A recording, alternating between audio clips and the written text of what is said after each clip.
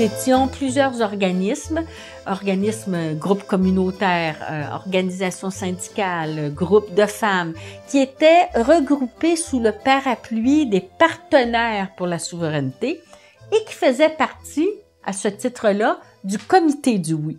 Mais les partenaires pour la souveraineté avaient quand même une marge de manœuvre dans la conduite de leurs opérations en appui au référendum.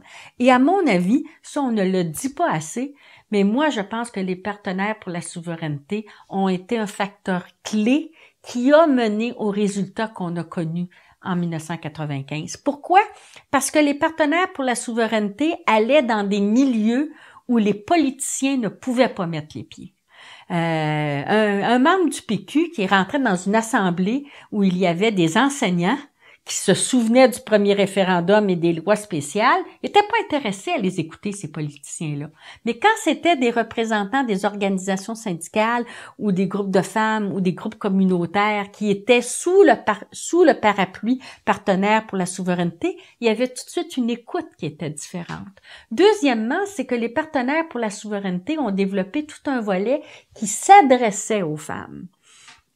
Et ça, c'est important parce que dans les sondages, on voyait que les femmes étaient moins portées à voter pour la souveraineté. Alors, qu'est-ce qu'on a fait? On est allé voir les femmes dans les milieux où elles vivaient parce qu'elles sont moins portées à se déplacer pour aller à des grands rassemblements, mais on allait aussi en parlant de leurs préoccupations.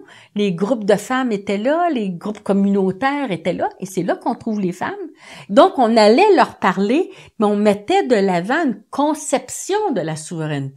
Alors, on dit toujours, le référendum, ça a été serré comme ça a été serré parce que M. Bouchard est arrivé puis qu'il a fait de la différence. Je ne veux rien enlever à M. Bouchard, mais je pense qu'il y a des percées qui se sont faites dans les groupes plus progressistes et chez les femmes qui l'ont été à cause des partenaires pour la souveraineté parce qu'on est allé porter un message différent sur la souveraineté, parce qu'on est entré dans des milieux où les politiciens ne pouvaient pas entrer ou ne souhaitaient pas entrer, tout simplement, et on a contribué à faire une différence.